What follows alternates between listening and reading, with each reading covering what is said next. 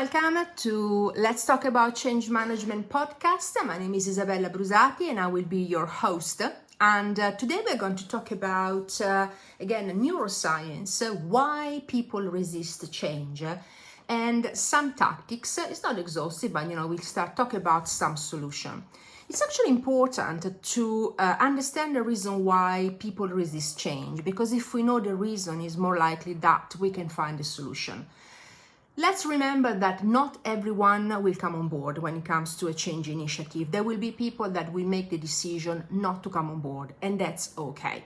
Yes, even if it is a regulatory change or new legislation, it's unlikely, I'm not saying impossible, but it's unlikely that 100% of the individuals will actually come on board. So first of all, we have to think about how a brain works. So it is geared towards predicting. It's a prediction machine. Literally, it's scanning the environment and it's looking for threats. So if there is a threat, it goes into fight, flight mode. So it's like, oh my gosh, I need to do something about it.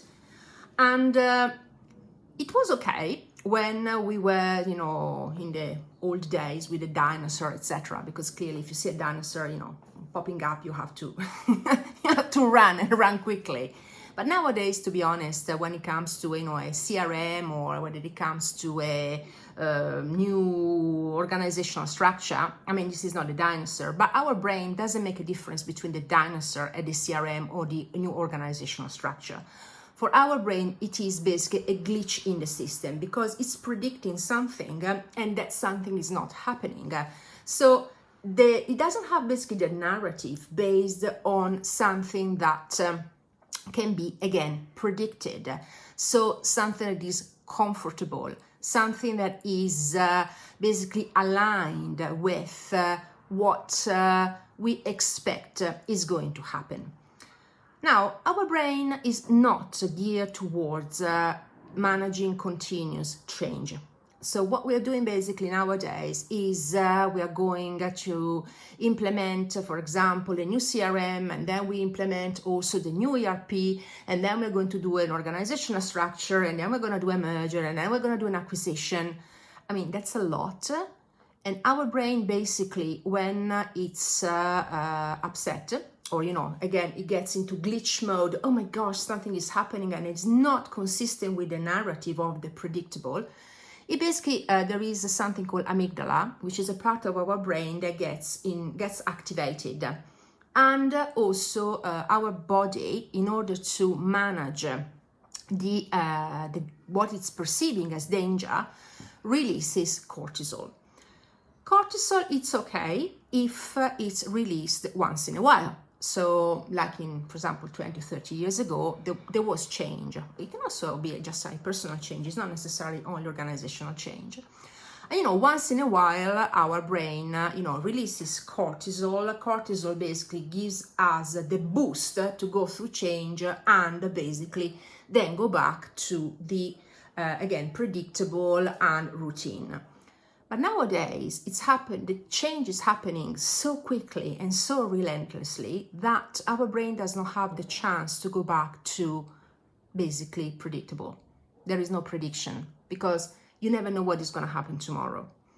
So one of the interesting things is that the economic model, and again, I'm not going to go through whether, the economic model is right or wrong, etc. I will talk about this in future podcasts.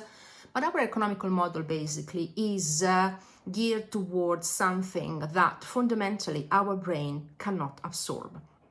So when we say that people are dragging their feet, that they are being difficult, that they are being lazy, in reality they are overwhelmed. Cortisol creates stress. Stress, if it is ongoing, leads to burnout and illnesses. So it's not unusual for people, for example, to go through something called quiet quitting. So still being employed, but doing the bare minimum. Because again, in some cases, it's actually a reaction of the brain to release some of this stress. In some cases, it's not. But, just to give you an idea that sometimes we label things as something, oh, the person is lazy, they're not keeping up, etc. Whilst in fact, it can be genuinely a way for our brain to manage the situation. But what can we do about it? I mean, try to change our brain, not possible, because again, that's the way that we are geared. So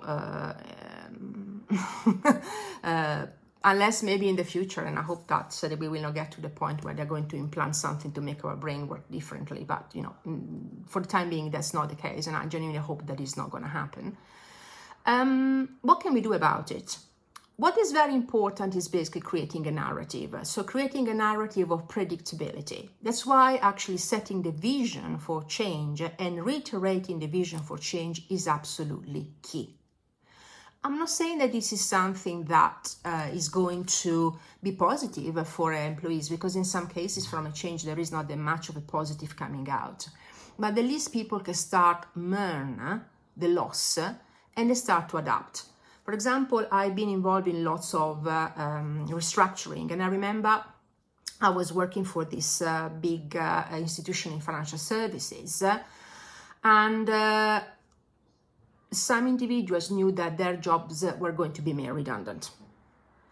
And they actually had the chance to mourn, and after a dip in their performance, actually we noticed that there's been it actually went up. And it was like, gosh, this is strange, because these people are going to lose their job. There was also a form of incentive, etc. But basically, they had the chance to make peace with the situation, rather than actually leaving people with this uncertainty. We don't know what is going to happen. Yes, maybe no. So whatever possible, try to cut the uncertainty and communicate also when you don't have anything to communicate. Which sounds like an oxymoron, but in reality is set the pattern and the process for communication. And no, communicating once a month is not a good idea. I've actually seen a change where basically there is no sponsor coalition, the primary sponsor is appearing once a month. And every time that there is basically a communication, in reality, it's an exercise where people are being provided with tons of information, and they are required, so without having the chance to absorb the information, to find a solution, because it's perceived as, oh, people are being engaged in this way. In reality, that's not the way that it works. One of the ways to basically manage resistance is, in addition to provide communication and being consistent, is giving people the time to absorb the information, and then is also setting small goals that can be achieved.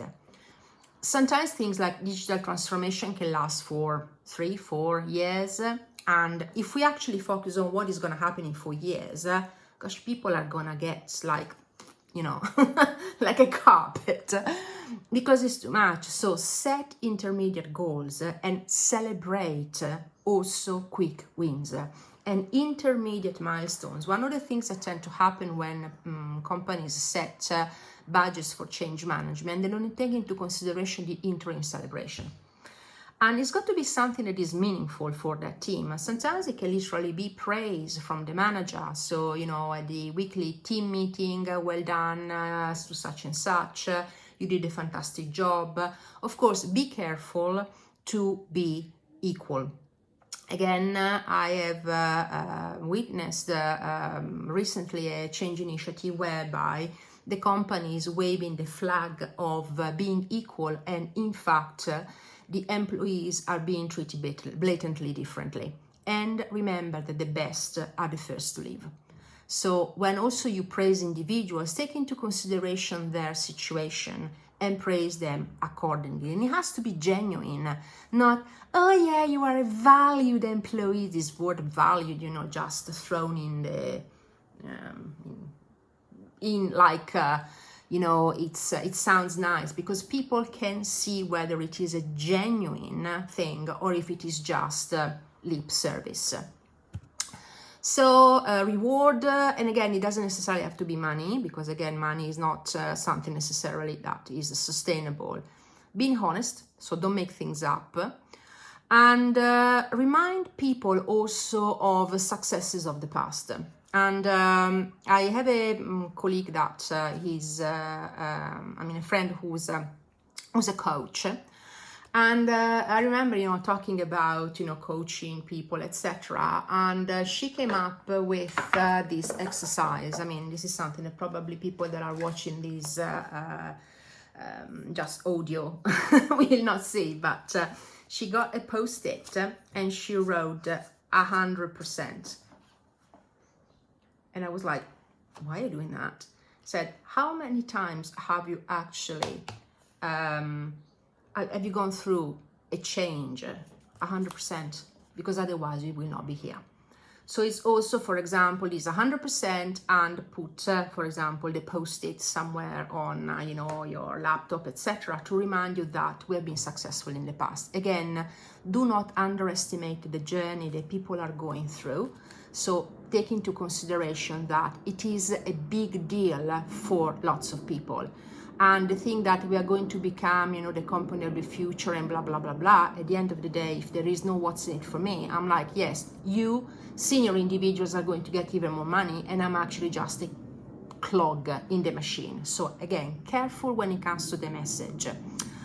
Also, it's true that our brain doesn't like change, but our brain doesn't like also flat, because it gets bored. So also when you are delivering messages on, when you are engaging people, try to tweak it. For example, you can have something to be more creative if you are announcing, the employee of the week, of the month, or whatever it is, because you want to create some, oh, wow, look at this, because boredom kills. One of the most, or the worst thing that companies can do is actually let people languish. Nowadays, unfortunately, there are companies that engage into quite firing and pretending that this person doesn't exist. So giving them, just mundane, really boring activities in the hope that this person is going to leave, which I think is absolutely disgraceful. But again, we are operating in an economy that sometimes is genuinely problematic in terms of ethics. Other things that we can do in order to try to get people on board is have a little bit of a laugh. It doesn't always have to be doom and gloom. Our brain is geared toward doom and gloom, but sometimes it's also laugh at yourself or at the team. When also things don't go right, say, oops guys, there was a glitch here.